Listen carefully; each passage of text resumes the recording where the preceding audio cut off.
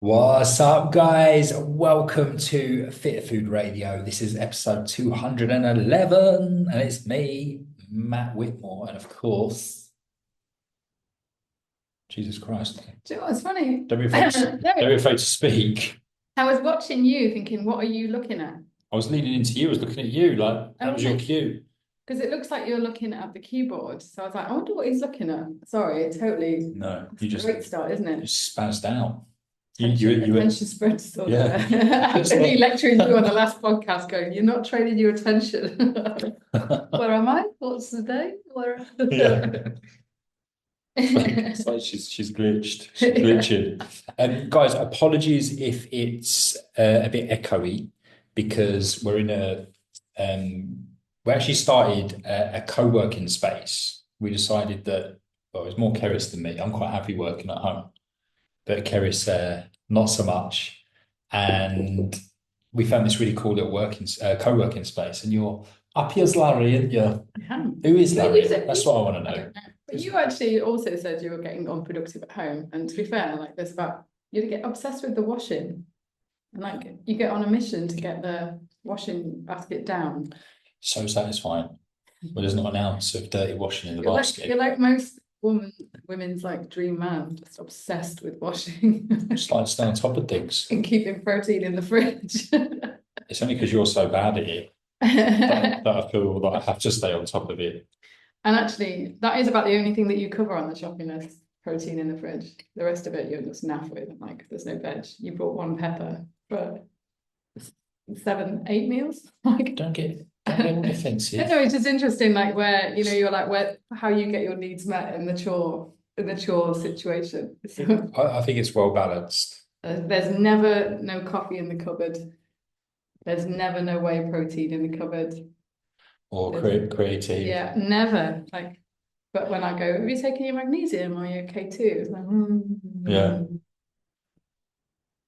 so What's that got to do with the laundry? Eh? and then it's interesting because that's like last on my thing.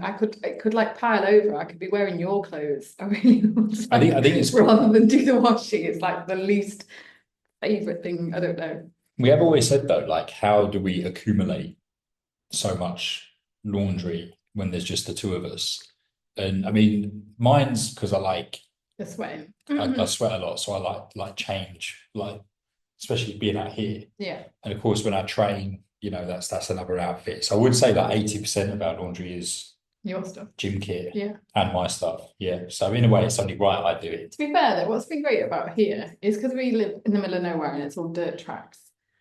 Like there's been so many things that you've just got to stop caring about. And one is like your clothing because everything just gets trashed. So like we had all these lovely like hoodies that we got from the UK, didn't we? And obviously your strong humans ones and stuff. A few dog walks, dust and I don't know, like everything just gets, or you hang it out on the line and the sun fades it. So you just start caring less and less because what you also notice around here is everybody doesn't give a toss about what they wear for the very same reason. Yeah. So, they're either coming off the beach and kind of like just wearing like any old thing type, or I don't know, it's very nice. It's the same with cars, obviously, like there's no point having a good car, so everyone has basically old bangers. And it makes you think of all the money and time that you invest in having a car and protecting the car and keeping the car lovely. And I know that might be quite important to some people, but it never was that important to me. And now it's just super not important. But I've stopped apologizing for my car because my car is actually quite amazing compared to most people's cars. Yeah, yours is like top end. Yeah. So how old's my car? You have to tell me all about my car. I have no idea. 20 years. It's red with a steering wheel. 20 years old, yeah. 20 years old. But we've got friends here that are driving cars that must be 30. Well, it's funny because 40 like years. seeing cars here from like the 80s, the 90s It's like being in Back to the Future, is common. Like, it's like they're everywhere. It's so funny because I was sat at there's the cafe that's in the supermarket here is actually a really nice cafe. It's got a nice outdoor area. And I was there working the other day and I looked into the car park and I kind of smiled to myself because like looking around the car park, like most cars are like covered with the like dust because obviously you've got all the dirt roads around here. And I think like I'd say 80% of the cars in the car park were from like the 90s. Oh, really? So they're all like at least 25 plus years old. And it's funny because, like, I That I was mean, gonna say that has been nice in that I've spotted the odd car. I'm like, I went on a date in that mm, car when I was oh, 16, and it's the like I remember it nostalgia picking me is up, it's yeah. real. And I Like, remember my older brother going, "Who's a prick? Look at his car." oh, Literally, it mate. got reduced down to like the type of metal that he arrived in. But it is like it is a trip down memory lane because I keep going like you see a car, you're like, oh, that was my first car, or that was the car that I dreamed of having as a Yeah, as a teen. You know, when yeah, you think of like the car that you want and stuff. Whereas here, they're still going. They're still going. I mean, not to bore you, but there is something really bizarre with the second-hand car market here, and it's all to do with the amount of taxes oh yeah, that to are import. paid on like new cars. And also to import a car is really expensive, so no Yeah. one imports them, do So everyone just basically just keeps hold of their car for as long as possible. And it's ridiculous. Like, no, like as a comparison, a 20-year-old car in the UK, let's just talk like normal motor. I'm not talking like a classic that's appreciating in value, just a normal, like your car, Golf. Yeah, Yeah, 20 is 20 years old. In the UK, probably like, I don't know, grand. yeah, Yeah, with yeah, especially with like the kind of mileage that you've done. yeah. Here, the equivalent of car, at least 4 or 5 thousand, and you're just like, wow, it's literally like 4 or 5 times the price sometimes. It's ridiculous but it's the market. It really is bad. It's bonkers. It's taken a bit of getting used to because you look at the cars, you're like, what? How much Yeah. for a 30-year-old car? My dad's funny because like they obviously have a house in the UK and then a place here, which is where we're kind of they've very generously lent us part of it for a year. And I was thinking about this when they're back in the UK. My dad he's a real petrolhead, and all his life he had goals around cars and cars he wanted to drive. And this all came from like a childhood story of his dad not going bankrupt. So it's a big thing for him to almost get the car that he wanted, that he dreamed of as a kid. And he went and got it, and it was basically a Porsche. And then within like a couple of months, it basically like the engine flooded, like so many things happened. And I think he spent 8 grand on it. And my mum was just like, what the hell? Like sell this goddamn car. And it became So such an issue. get a replacement engine, didn't you, or something? Yeah, but when they come out here, what's funny is for this very reason, they drive this like just this banged up old Skoda. And it's funny because he's now drives really like cautiously. He tells me off all the time for driving too fast. But it's kind of like, at what point do you question what the Porsche was really about? Do you know what I mean? And like, he drives like very cautiously, so it's not like he would bomb around the. He does put his foot down a few times. It might do if you had a Porsche.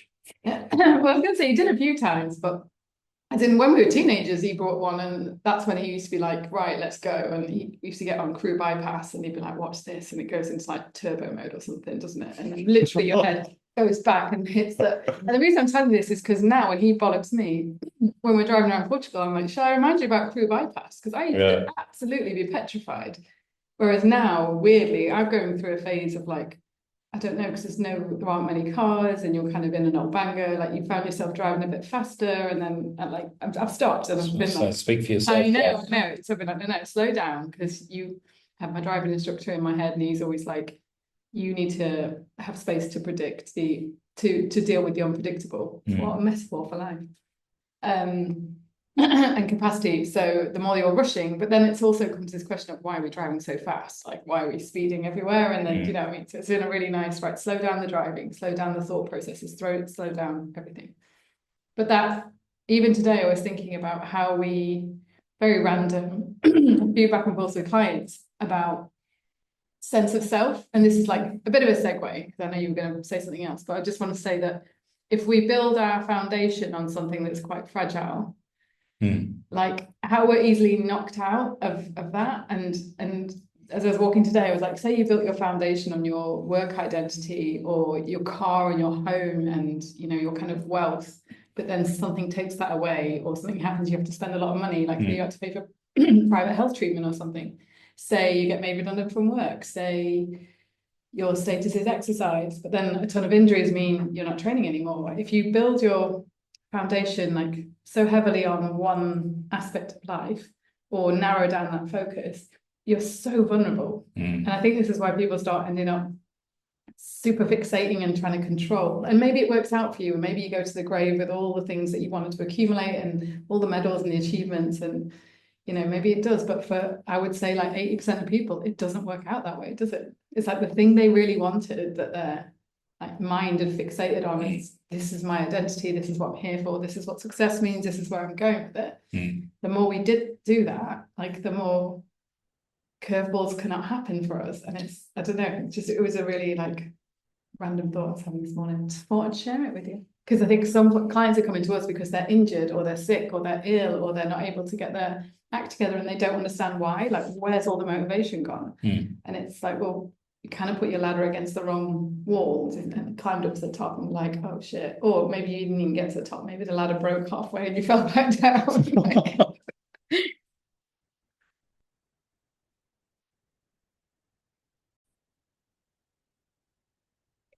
Yeah, I think like if I've understood you correctly, like something that I was chatting with someone about the other day was this kind of this whole thing of like you're going through life, but you're feeling like you're always chasing something, you know, and it's like you're either chasing you know, a career, you're chasing like financial stability, you're chasing you know, the car of your dreams, like body of your dreams is a big one. But yeah, that is a huge one. And Like, you know, like a dress size, a weight, you know, like, you know, and don't get me wrong, like absolutely nothing wrong with having these goals whatsoever. But I think the question is, it's like, but at what cost? You know, what's the real why behind it? Like, and I mean, I'll give you my example from a not, I mean, on a physical level, like I feel like I'm good. I feel like my physical goals are in a really good place right now. You know, I'm very much focused on strength, moving well, being as injury free as possible, the best I can help it. And, you know, I'm not entering like God knows like how many races or events at the moment. I'm not saying I never will. But for now, like I'm really happy with where I'm at. It feels nice and balanced. But you know, there was a point where I kind of like was chasing those things and maybe was looking for a bit of validation or whatever it might be. But like speaking of like, you know, like the car market out here and the dirt roads, you remember I said to you how so I sold my car before we came away here, quite a while before I came away, to be honest with you. And I love this car, man. Like even to this day, I have little moments where I like mourn this car and I think of the guy that's driving it now. And don't get me wrong, we're not talking Ferrari, Porsche, Lambo, or anything like that, but it was just a really, really nice BMW. And I love driving this thing. And I kept saying to Keris, oh man, like, there's a big part of me that wishes I didn't sell it. You know, I wish I still had it. But then practically, it would have got wrecked here on the roads, absolutely wrecked. And I think that would have broken my heart more than the selling of the car, like seeing it just be like, you know, battered from the potholes, the dirt roads, and the God knows what else.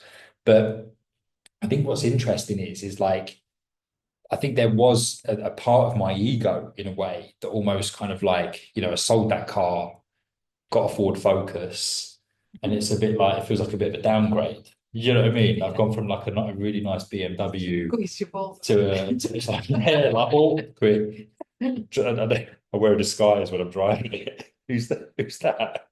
Who's that with the big beard and the curly hair? It's not Matt. You know, but weirdly, like, you know, this is me literally just like fleshing it out on the spot. But the reality is like that car is much more practical out here. Yeah.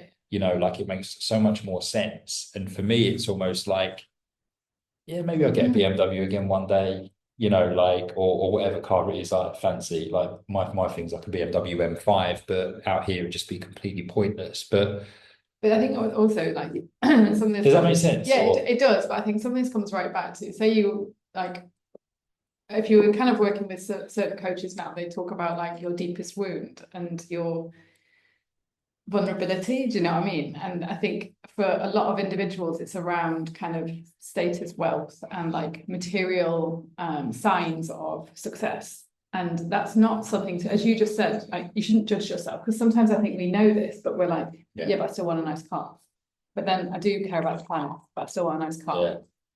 So I think we find ourselves in this really like complicated situation. I've often said that as soon as you start to go and do a little bit of kind of deeper work on your thoughts and beliefs, it becomes a bit of a like a civil war in your head. Because some of this is like conditioning beliefs that were never yours and have been put on you. some of them are about, or like kind of, when I say a wound, that's kind of a bit more like the spiritual kind of coaching. You'd have, your deepest core wound or your vulnerability, and that's going to come from like childhood. So where it was my dad, it was like seeing his dad go bankrupt and seeing the car be dragged away, like planted something for my dad. Yeah. But one of the problems with that kind of experience is we can't sometimes be trusted with just making sure that never happens to us is one thing, but then driving to a point of like trying to overtly control it and overtly control it for the next few generations, which is a big conversation I'm having with my dad at the moment. Is he's still fighting furiously to create like a legacy for the family beyond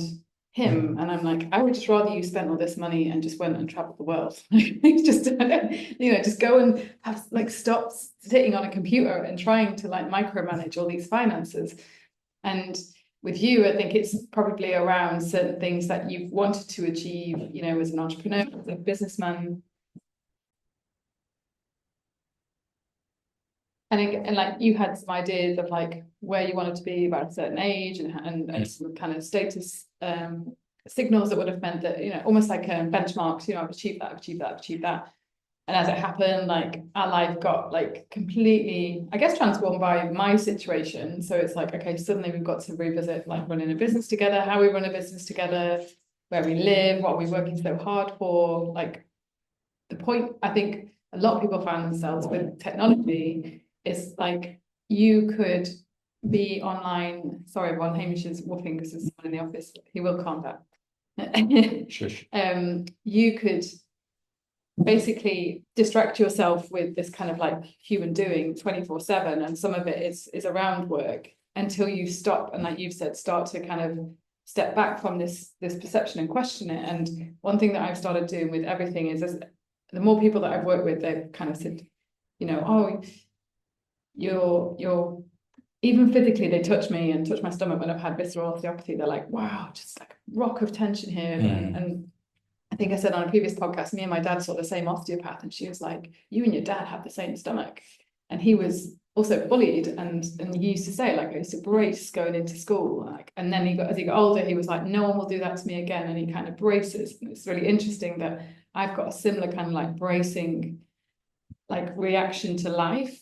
But then when people have told me like, oh, you need to stop, you need to start breathing deeply and you need to let that tension go, I'm like, I'm not doing this. Like, it's completely autonomic. I am not doing, Jesus Christ, I don't want a six pack. I mean, I don't even want, I just want this thing to bloody work and digest food. But of course, the other autonomic response is like, so in terms of a stress response, you can be in this kind of like heightened nervous system state where, fight, flight, freeze, fawn, you're constantly like, in defense mode of something, like you're waiting for your next hit. But then equally, we're not coming offline or stopping working to even give ourselves the space to question the information coming at us. So our phones and our kind of conditioning together are kind of merging to create a reality that's not even true, yet we believe every single aspect of it. And it's running, I think, more powerfully than ever for people, like a kind of cog just going and going and going. That's like thoughts about doing and needing and pushing and achieving. And so even when you try and come out to meditate or sound bath or something, maybe you can come down a few gears. But even some people I work with now, and this was my experience, like I couldn't come down. It's taken me a long time, and it's taken steps, and it's taken the right words and the right people to say the right things. If you got too spiritual on me, I'd be like, nah. If something didn't happen in 24 hours, I was like, nah, not going to work for me. If you suggested taking something away from me that I really felt I couldn't live without, like we just said, it's not bad to necessarily have the car or the exercise. If someone suggested taking something that I was so attached to, it wouldn't work. And so it's been like a very slow paced process, but a big part of it has been that questioning, where has that belief come from? Where has that thought come from? Where has that identity come from? And just to kind of go back to you, I think around the materialism, like I think ultimately Gabor Maté did a great like speech on this recently, where he said, it's also where a mind that was maybe didn't have secure attachments as a kid. So, if you weren't raised with like constant eye to eye contact and, like loving reassurance, which most of us weren't, then you will seek safety in other means. And so that's kind of, I think, what a lot of the generations before us did. Plus, we've got things like war that came down, obviously, in their kind of psyche.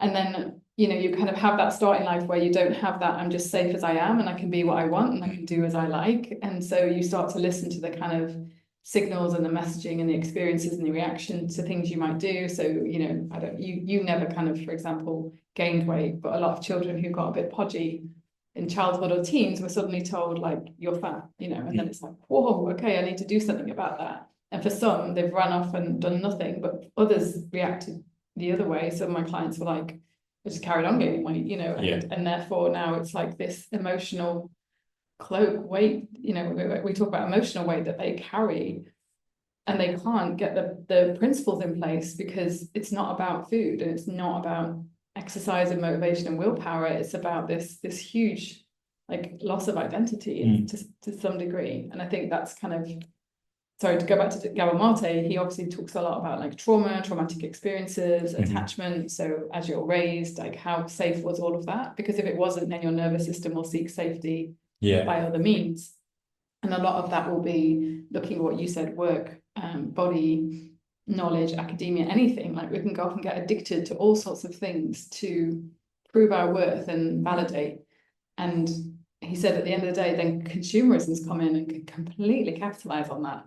Even if you were like, I need to be more zen, well, we could do ashwagandha, we could do breath work, we could do cold plunge. Do you want to buy a thing? Do you want to buy a sauna? Do you know what I mean? It's just this entire industry now that thinks it can regulate your nervous system. Do you know what I mean? And luckily for you, because you started this so early, you're such a doubting Thomas, and I'm ever grateful for that, because I was quite vulnerable to like, oh, I'm going to go and learn about this and this and this and this. You know, if I had my way, we'd probably have a hyperbaric oxygen chamber, infrared sauna, and ice bath in the lounge. A few years ago, not now, but a few years ago. The thing is, it's not even a joke. It's true. You know, like. I was like, I know I've said this before, but I never forget when you came back from the Poliquin course, and it was like, right, we're getting rid of all of our frying pans, all of these like, you know, like non-organic like bits and bobs are gone, and I was like, whoa, okay. And then I saw like the bank statement for how much you'd spent on supplements. I was like, oh wow, all right, this is buckle up. But luckily, it was just a phase. But we know, like, we know other couples in our industry where one of them is doing all of that, and the other one is kind of like having to work to pay for all that stuff. And you can see the cracks forming in the relationship because one is so into like it's. And I don't know where I am with like nutrition as a nutritional therapy and functional medicine, because it does drive this sense of danger. And so I think it's making a lot of people sicker. And I still believe in some of those things, and I still believe that we need to resource our body with good food, good sleep. But what's interesting is even yesterday I was watching somebody talk about digestive health, and she said the real problem with digestive health is we talk about a gut-brain connection, but I think the longer I've sat with this, the more I'm like, no, it's brain-gut. I know the gut's very wise, and the gut's reading the situation. But the gut could be having a reaction, but the brain is going to interpret that reaction, if that makes sense. And the brain will then go off and continue to try and find a solution to fix the gut. And you don't fix the gut that way. It's like the gut is it's basically run by the autonomic nervous system, so it's going to be governed a lot by emotions, and emotions are kind of generated within us. And they're very, like, if you watch Hamish, like that's an example of something being emotional. He doesn't kind of worry about what we think, he just reacts. Like you just saw him then, someone's in the office. Oh, he does worry. I've gone into protect mode. But he doesn't worry about what we think. Do you see what I mean? He does. No, he doesn't. I hate to break it to you. He doesn't. Maybe you don't have that connection with him. What I mean is, he's not looking at you going, do you still love me even though I'm grey? He's not doing that worry. You're right. He worries for us in terms of survival. I meant more like, you know, sometimes like you might tell him off, and then like moments later he comes to buddy up. Yeah, that's an emotion. It's like I'm sorry. Yeah. So we still friends. That's an emotion, because and then we have a little snuggle. He'll be having a combination of, so your core emotions are sadness, anger, fear, joy, and I think there's like discussion over disgust being one. So he would be a combination of like really fear that he's offended the hand that feeds him would be his big one. Gosh, yeah. God, best not piss this person off. And that would be it. He shows gratitude as well. Like, That's joy, you know, yeah. when there's been like occasions when, like I've like, stopped like a dog getting at him or something. Oh And yeah, then he yeah, almost kind of like then just wants to like really nuzzle into you. It's almost like a thank you. yeah, Like thanks for having my back type thing. yeah. It's like it's an innate response and emotion. So he's trying to basically get his needs met and his pack's needs met. Mm. So obviously he's a mammal, so he thinks about others in that sense, in a survival sense, not in a like, I know you're having a fat day, Matt. Like, when you cry, don't get me wrong, he'll detect an emotion. So his Oh yeah. nervous system reads your nervous system because it's for his safety as well. Like if you're scared, he needs to be scared. Yeah. So this is the other thing that people don't quite understand is when we are trying to think about our health and our nervous system and kind of like also finding ourselves again, which has kind of come up as a theme, hasn't it, with our coaching groups this week, is that we have to understand that you have to find yourself, but obviously we exist within a tribe. So there's a lot of interpersonal work that needs to be done. And some of this is like maybe the hardest piece because if you're kind of moving down one pathway and want to change, so say, for example, we've talked about this a little bit where I've said like my body image stuff really its ugly head in the last year, big time, because I was like, I'm hardly exercising and kind of struggling to find like food stuff that works. And then you start to suddenly think, gosh, I don't look like I used to. I don't look as good. And then what's kind of hard for us too is obviously that piece is tied into our entire business in that people often comment and say, you look amazing, or, you obviously know what you're talking about. Because it is, as much as anyone would say, no, I follow you for your personality.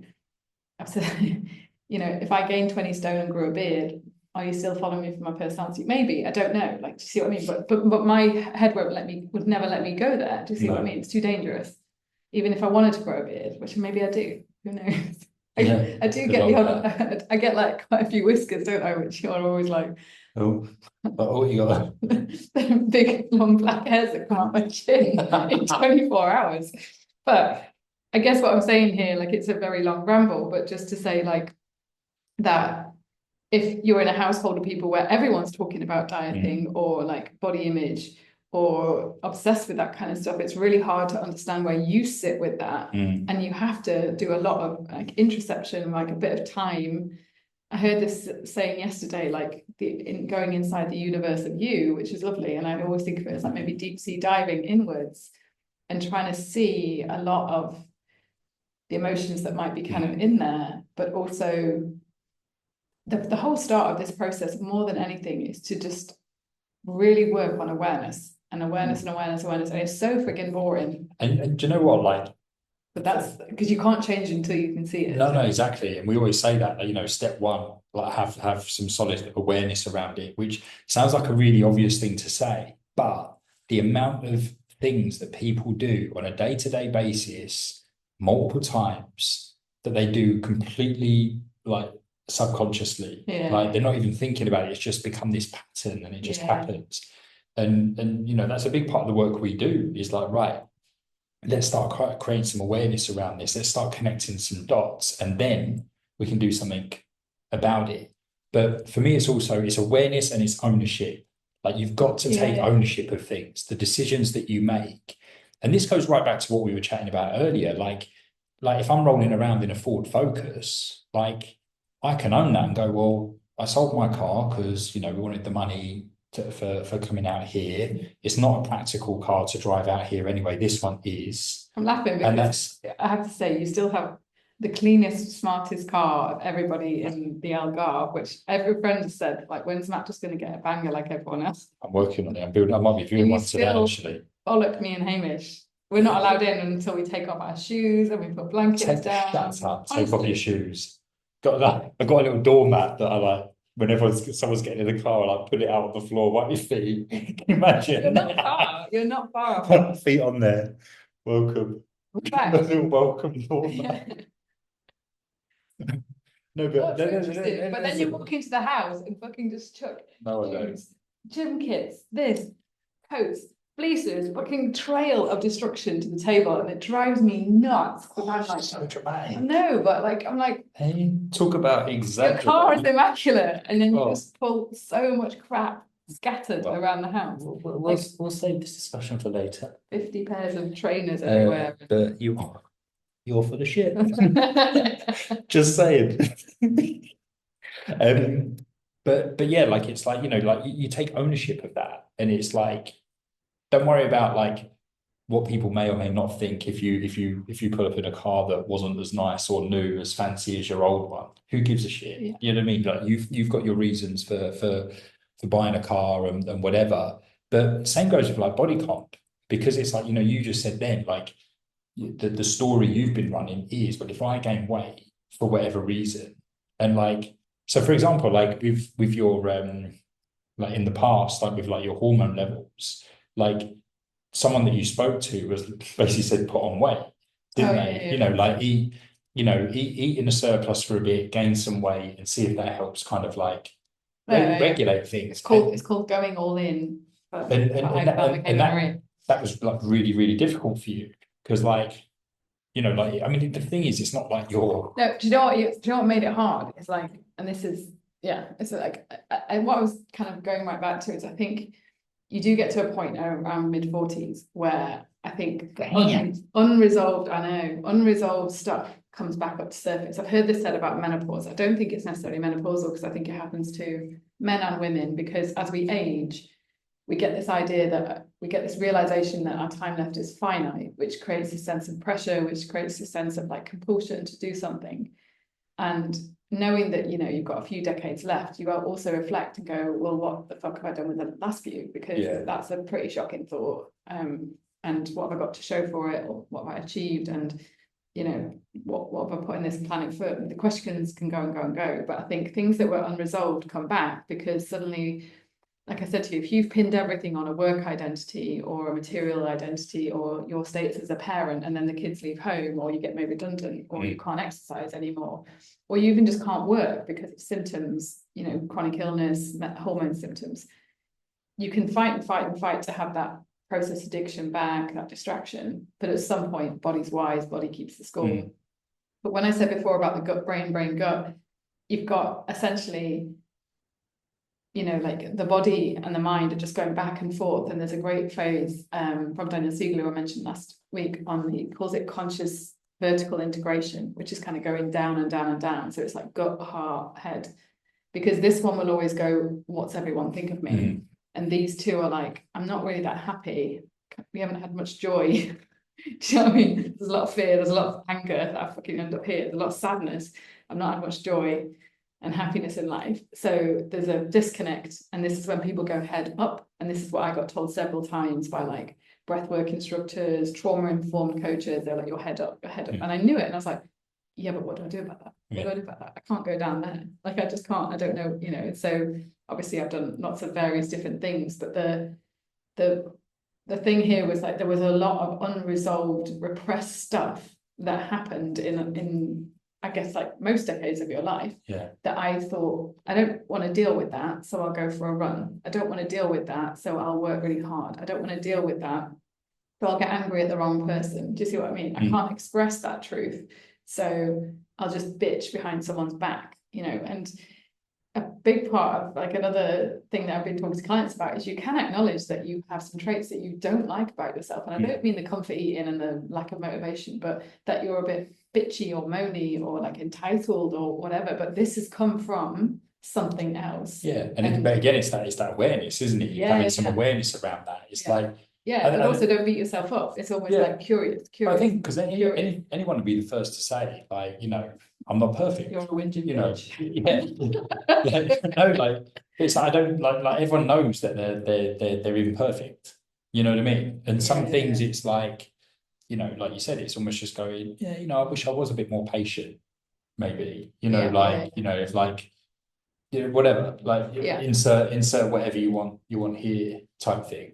But like, just so I don't lose my train of thought, what I was building up to. Is it funny how you have a train of thought and you derail? Yeah. Thought, not a car of thought.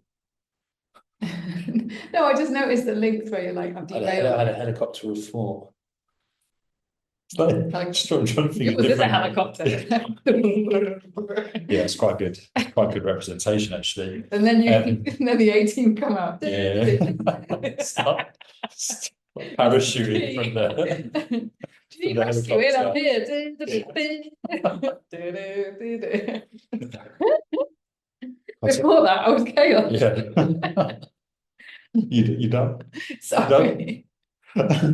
No, so well, going back to the ownership thing, right? Because like with you, like let's say for example you did gain weight, right? You went all in, you started eating more, and you were gaining weight. Yeah. You gained, I don't know, half a stone, whatever. Some nothing crazy, like but all your hormones come back into balance. You started to have a period again. You like all the things you wanted to Yeah, achieve yeah, from a health point of view were there. But then you've got this battle of, yeah, but I'm a stone heavier.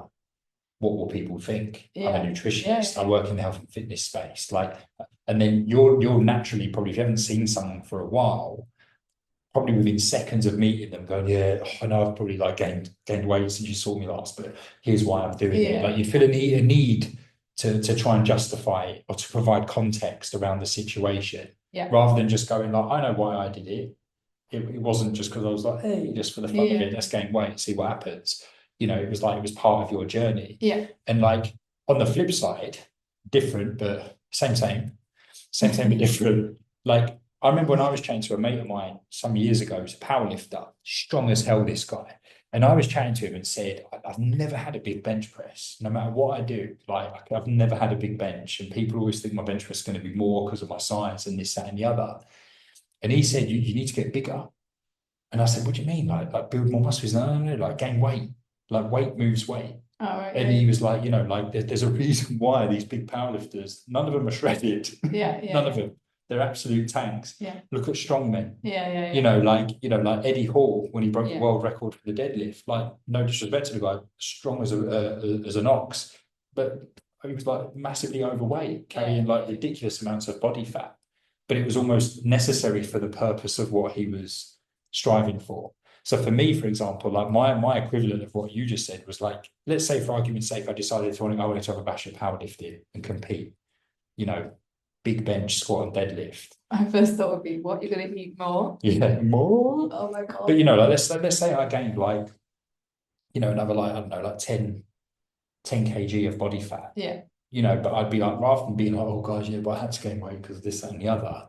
It's like if anyone was to look at my journey and go, "Cool, Matt's gained weight, but bloody hell, look, he's still, he's strong as hell. yeah, yeah, Like yeah, he's got a bloody 200 kg bench press and whatever else." Like what I'm saying is like there would definitely be that internal battle with me as well of yeah, going like, I know, but guys, I'm working with someone and they said I need to gain weight, but look at my yeah, numbers, it's working. yeah. But Here's why I do look it. at us seeking permission, Yeah, that's what I'm saying. Also, like just to kind of bring it back to, I think all this stuff comes up in your kind of, like I said, 40s, because if it wasn't resolved, what we end up doing is like following, as we said, like it's kind of ego, and ego is not a bad thing, but ego is very much like a robot that follows what the mind has decided is kind of important. And that comes from, I think the most powerful thing that has happened to me is having an understanding of consciousness, and through that, and again, I mentioned before, I work with Sam Miller. She's absolutely amazing, like a meditation mind body practitioner, and she kind of deconstructed my personality, but then also gave me a sense of like,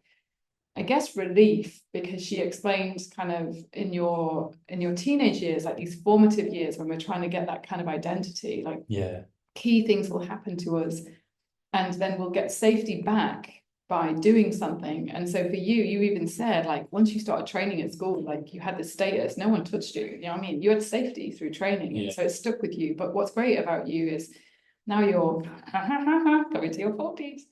Now that you're getting to 40, you're like, I've made all the mistakes. And I know that less is more. And I know that if I make this my identity, like your back injury recently was really interesting because you were so like sensible about it. I would have been absolutely like, in fact, bouncing off the walls. And I had a hip injury. Basically, I have a dodgy hip and it kind of dislocated, didn't it, recently? Yeah. And I was just literally had about 10 appointments booked by the end of the day. And you were like, it could just heal, just leave it, And I'm like, no, I can't. Physically, I can't. Because movement is like, it's so important for me at the moment with all the stuff I'm doing mentally. It's like, no, if I can't go for a walk, I would really struggle. But that was great because I was like, okay, this is a challenge. You need to ride this out and see how you reacted and see that there is still that like addictive, compulsive tendency. But then just to go back to the kind of body image stuff, for me, the illness took away all food, lost loads of weight, but then through the gastro appointments, you're weighed a lot because they use your weight to decide how serious you are to treat you. And they were already, because I was doing so much managing with herbs and diets and supplements, everyone was like, I'd go in and they'd be like, you look really well. And although some of your markers are off and you've got this gastritis and stuff, like they almost like they doubt you, they gaslight the fuck out of you, consultants. And because you don't have, essentially, I was almost told straight out, until you've got cancer, we're not going to progress. The wait list is 2 years for this, that, and the other. Like, we can't see you. And so suddenly weight came back up on the agenda as like, if I'm underweight, I'm taken seriously. And but then also had tons and tons of symptoms that showed I was underweight, like sleep at night and, like anxiety, low blood sugar, all this kind of stuff. When I added the food back in, it was almost like people assumed you do almost just force it in some of the symptoms. People assume you're okay. Yeah. So it's so funny that it all came back up, but also as a story where I'm like, God, you're still so fiercely judged in how you look. And this is just something that I don't want to even waste my time thinking about anymore. And it's going back to that healthy ego of I want health. I want to have a body, like I want muscle and stability, but not to the point of some of the Instagrammers that I see, because I'd also say like this trend in the fitness industry and the nutrition industry where they've just gone the other way towards bodybuilding and muscle. Like women are almost like, let's get bigger. Yeah. It's still ego. Do you know what I mean? If I can get big, strong, they override like your natural, what your body might want to be, and tie your identity into that. It's still, I'm not saying it, I don't want to like question it, go, it's not healthy, but we're just swapping. I've done it so much. You swap one addiction for another, for another. And it's all about knowing more, looking better, owning more, and actually when you start to sit and calm down, you realize you just want to sit in your garden with a fiction book and just read like you did when you were 10 years old, do you know what I mean? Without a care in the world, or you just want to go and get in the sea and just love your body like in the sea, or you want to, I don't know, daydream and imagine and smile at people. And do you know what I mean? And you've lost all that because it's become so much about this fierce. And I do think it's going to change because I think everyone's getting firstly sick, broke with all the biohacking. And thirdly, like, I think sick of themselves.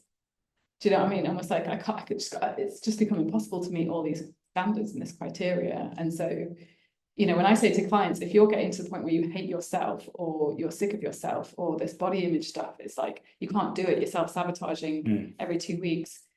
It's brilliant. You're there. You're ready to like tear the whole thing down and actually kind of return to yourself, which is a lot about, first of all, understanding your thoughts and where it came from. And so to go back to the deconstructing personality and kind of your personal reality is, there might be like unresolved trauma. And talking about it never helped me. Like you might as well just reinforce the damn thing. Do you know what I mean? And just like put me in victim mode. Yeah. Whereas actually processing it like viscerally, physically, just allowing the whole thing to be, acceptance over time, understanding it, doing a lot of somatic experiencing has been a way to kind of go, eventually, like you get that integration of body, like heart, gut, mind, all back on. And that's when we'll start to feel truly safe. And that's when everything autonomically, as in all of your organs who are responding to this and driven by the nervous system, can come back online and work where they're meant to work.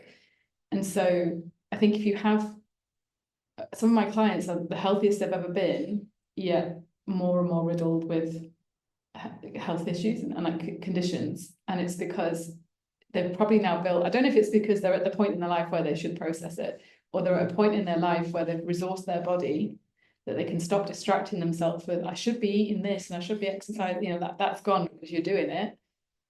But now your blood markers and your other, skin and everything starts to show this needs to be seen. Yeah, absolutely.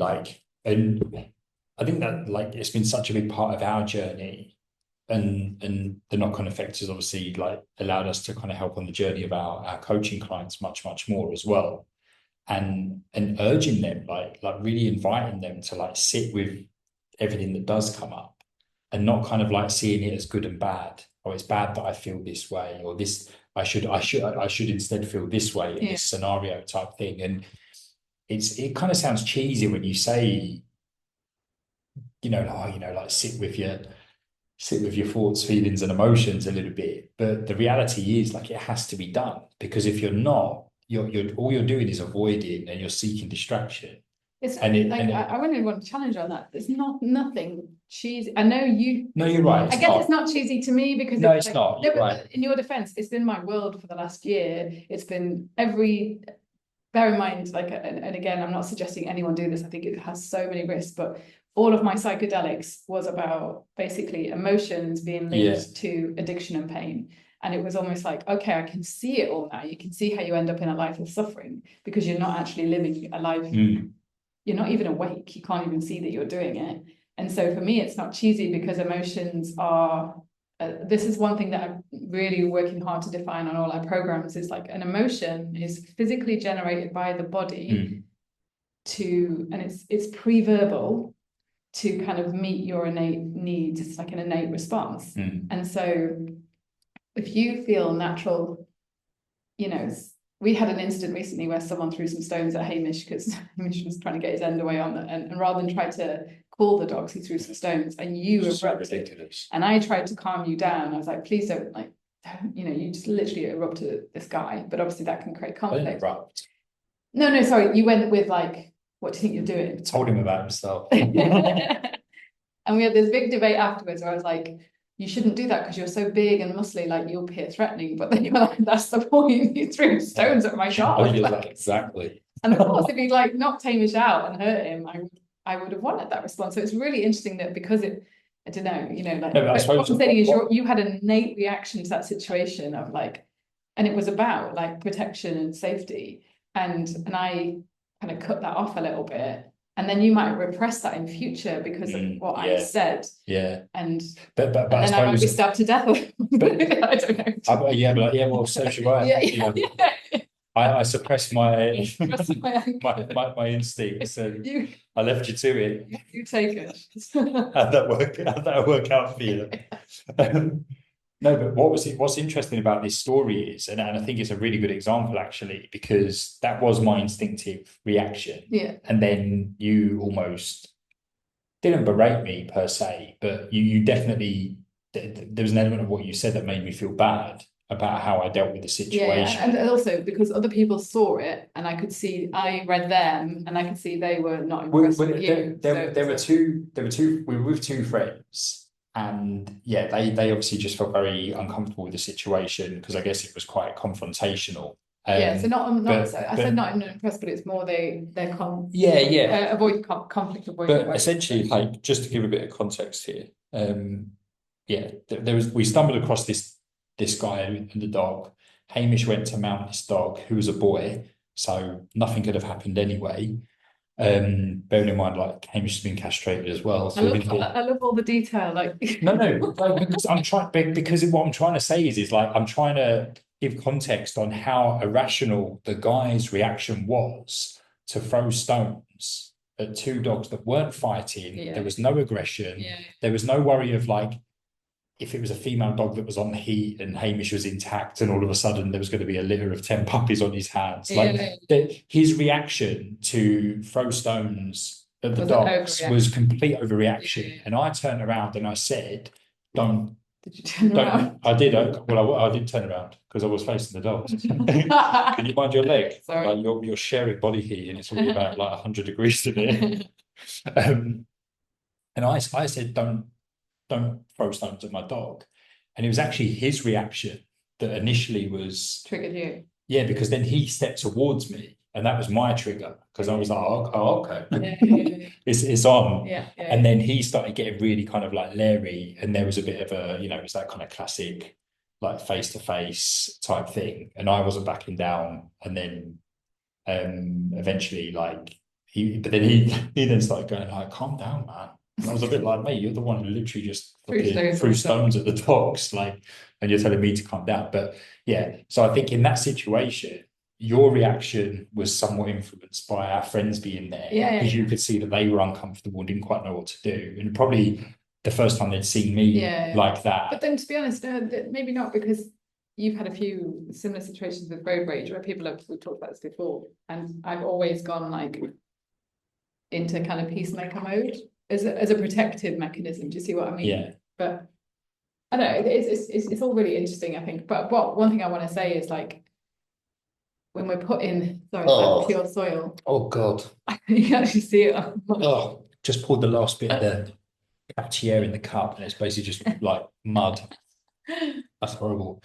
Just to just to kind of go back, I think it's like what we need to just understand is however old you are, you've had several experiences where some energy was generated. And I mean as in energy from the kind of physical sense, because it's emotion is physiological. So that's why when we're scared, we feel like, stomach, we shake and our stomach might flip-flop and and you brace. And then when we're angry, we can feel like heating. We often feel like burning in our chest. We can like grip.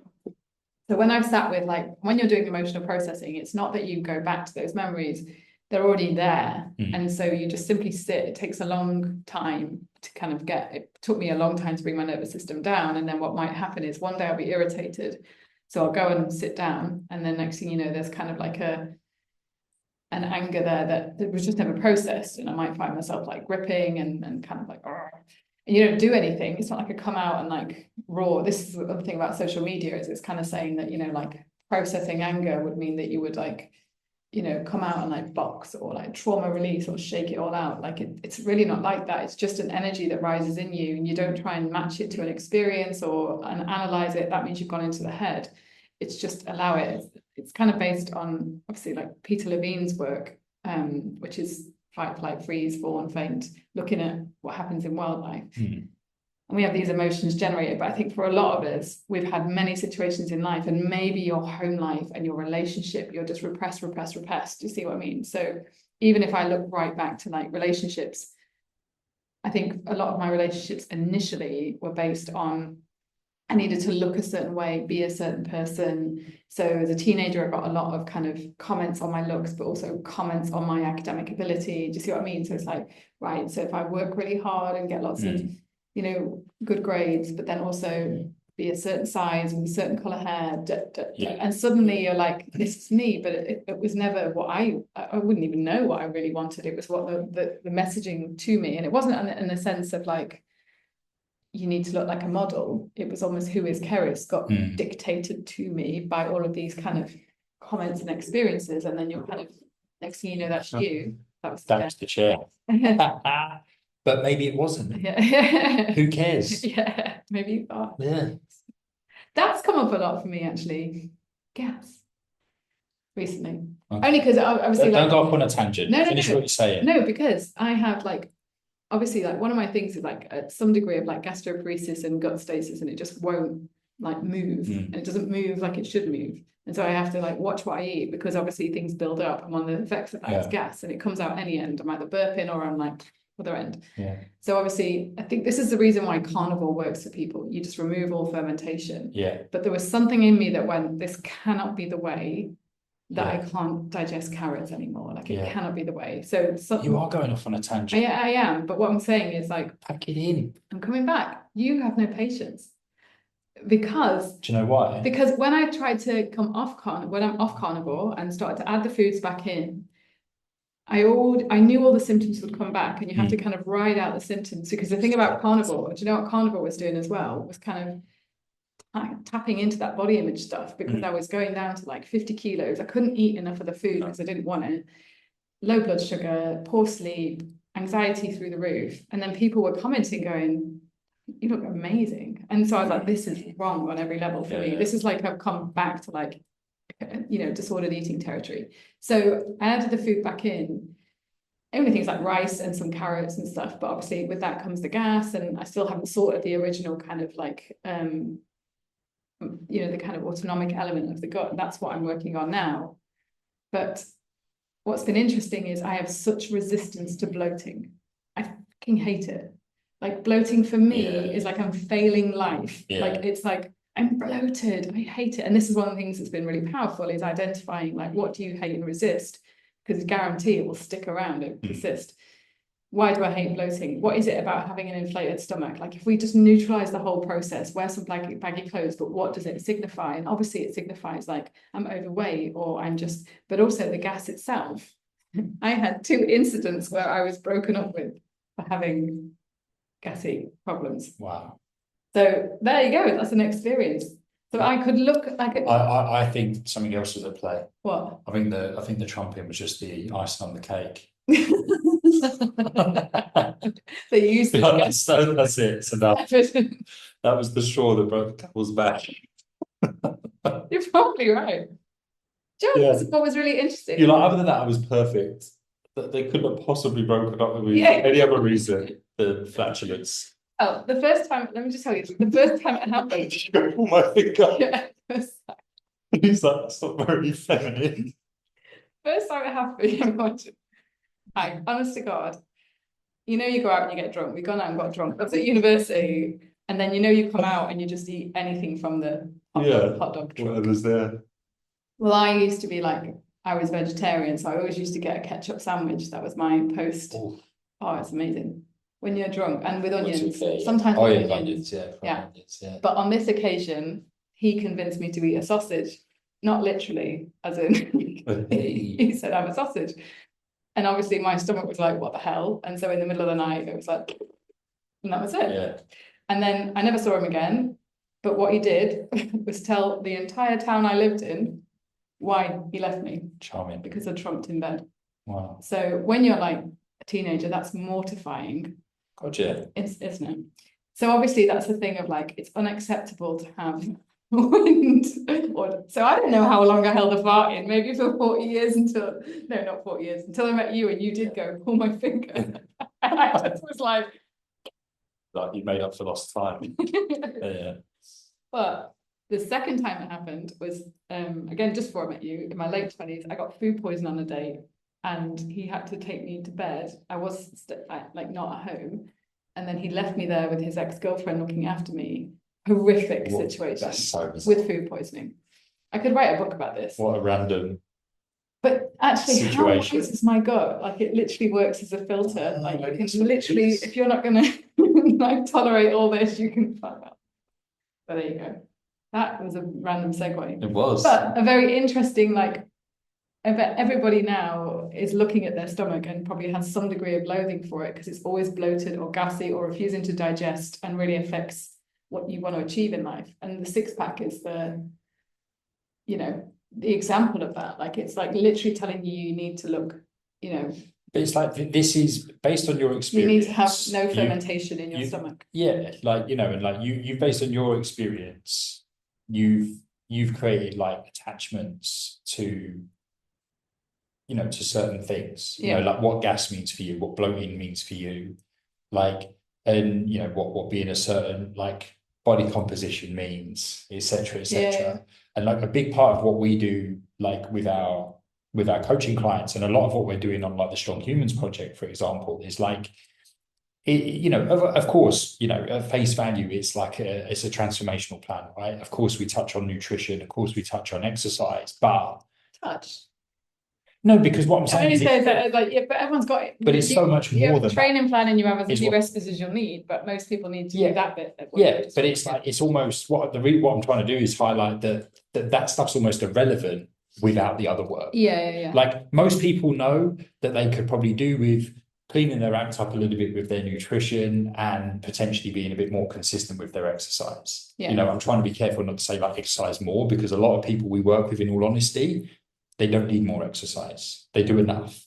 It's what they're consuming that's probably the biggest issue. You know what I mean? Like, and there's a reason why people are potentially eating too much, drinking too much, snacking too much, whatever it might be.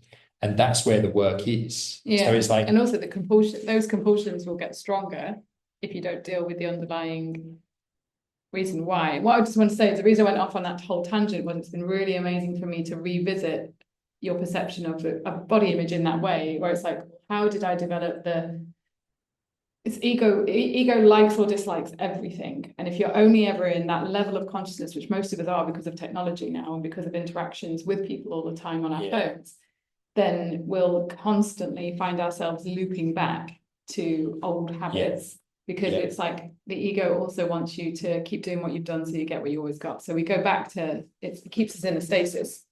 So when you start to, first of all, you question these things, but you don't need to go back through. The other mistake I made was like, do you need to go back through and rewrite your entire story, like understand your story, rewrite the narrative? No, you just develop absolute neutrality to something that you had decided you were going to resist fiercely, even though it was inevitable, like aging, or like the fact that your stomach will not be super flat. So once you stop resisting it, the body finds its natural equilibrium, and then your eating becomes, for me, it's become so much more intuitive. And when it actually kind of goes wonky, I'm more like, okay, what am I not allowing here? What am I not making space to feel? And it might be a bit of anger, some sadness, some grief, past or present, but the future is what we're predicting based on the past. And so when we can see that, we can change the future. Do you see what I mean? And that's why, like, our kind of strap line, if you will, for the Strong Humans Project is like we're going to approach this in a completely different way to how you've ever approached anything like this before. Because it's like what you've done in the past repeatedly clearly isn't working. No, or it might work for a month. But it's almost like, what can we do to create awareness around, oh, this has come up, here's what I normally do. But I'm not going to do that this time. I'm going to go down a different road. And again, it's that kind of like, interrupting those patterns. And like for example, the classic one is work, like work stress, something's come up, all of a sudden you're working for your lunch break and this, that, and the other, and you're tired and stress levels are up, anxiety's up. So it's like your normal go-to is like, I'm just going to get a takeaway tonight, or I'm going to buy one of those bottle of wines on the way home that you get from but it's almost like, no, like let's create awareness around what you would normally do. Because the reality is, like, work stress is going to come up, life stress is going to come up, people are going to piss you off, people are going to upset you. We can't control that, but we can control how we respond to it. And if we look to the past and go, well, actually, here's what I normally do, but that's really not helping me, because the knock-on effect of that isn't great, because then I wake up and I feel bad and I feel guilty, and then I try and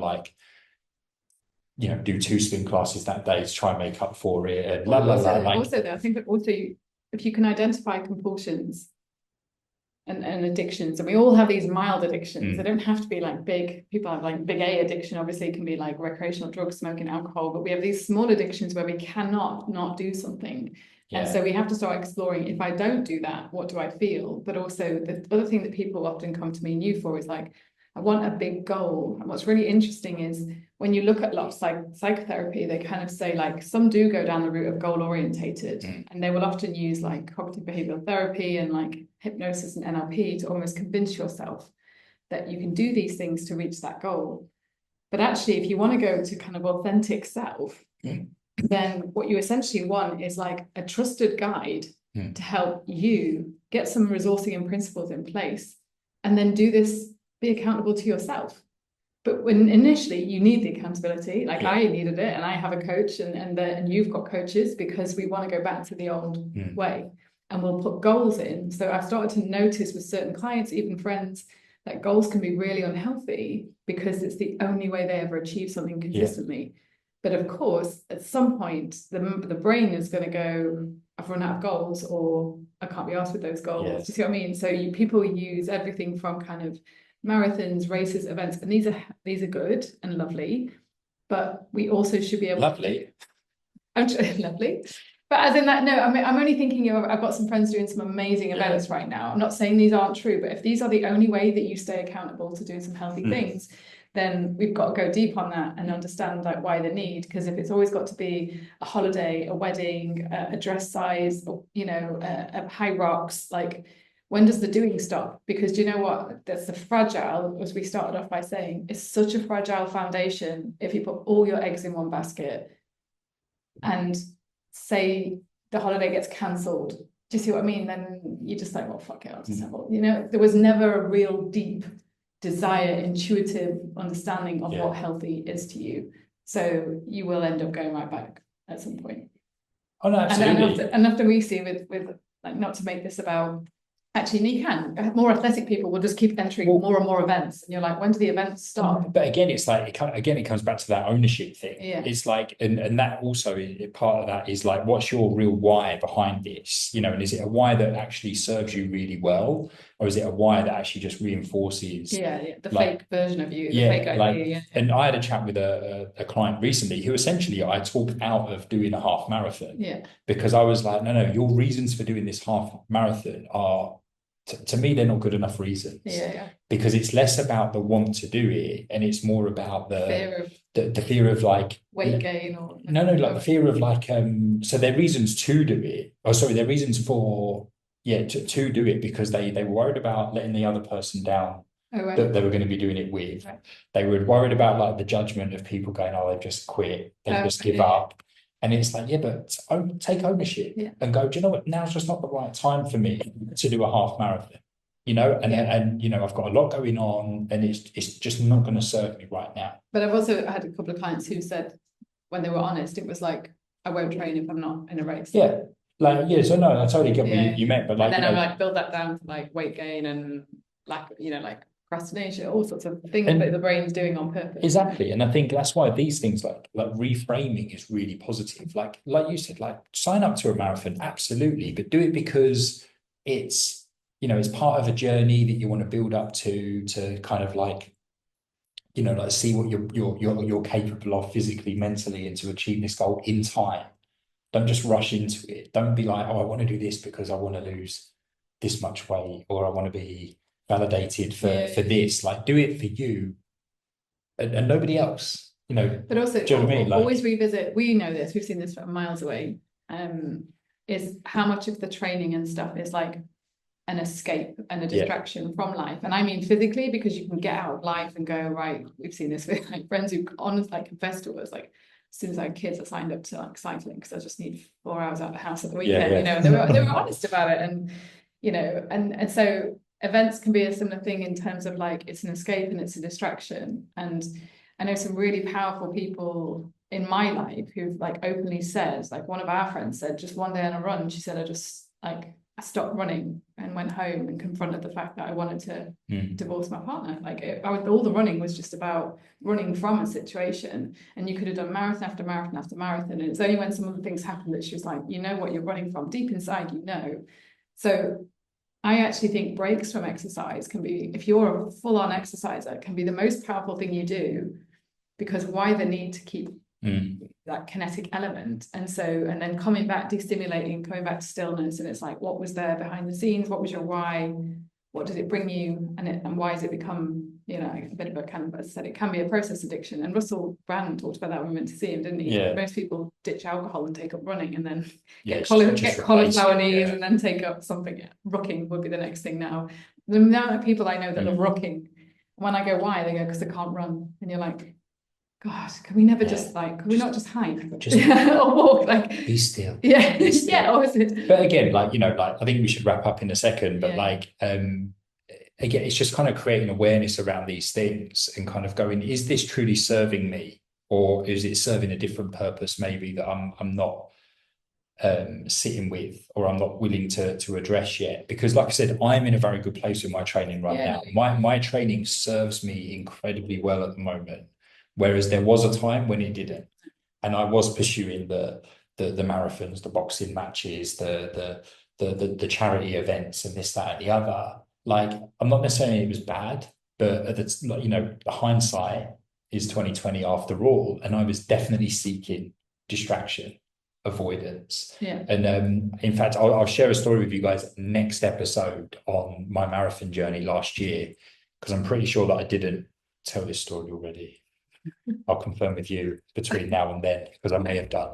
It's making me laugh at that story where you were like, in mile 1 this happened, mile 2 this happened. Who did that? You on a phone call once, but then you went, I'm actually boring myself. We've shared that on the podcast, I think, because bye-bye. Did I? Yeah. Wow, that's not a good old story. I cleaned the whole house, though. Like, oh, he's still going. Wow. Gosh, I can't remember that. That's terrible, isn't it? Anyway.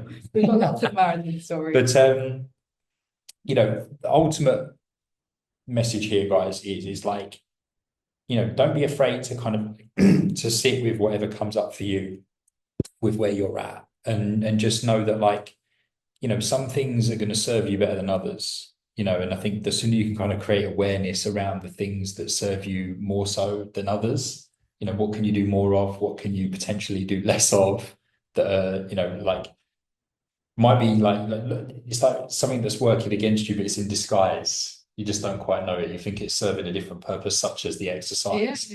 And it's that classic case of like less is more. Yeah. But yeah, I'll just let you on 3 words that go on. was in the James Hollis book, and it's Love like, yourself. no, That's 2 words. insight, Yeah. courage, endurance. Ooh, yeah. And I think in your second half of life, that's exactly what you need, because the first half of life was about doing. Yeah, it's a marathon, not a sprint. No, he says the first chapter in your life is kind of dictated a bit to us by our circumstance, our conditioning, and our the way life works out. Not for everyone, but for most of us. So he said, once all that fades, as you get to the midlife, second chapter is when he said a lot of people fall into depression because they're like, I don't know the point of me. And actually, it's this amazing opportunity as long as you do insight, courage, endurance. Nice. And on that note, we'll say ta-ra. Toodles. Yeah. Big love, guys. Hope you enjoyed that. And we'll see you in the next one. Bye bye. Bye.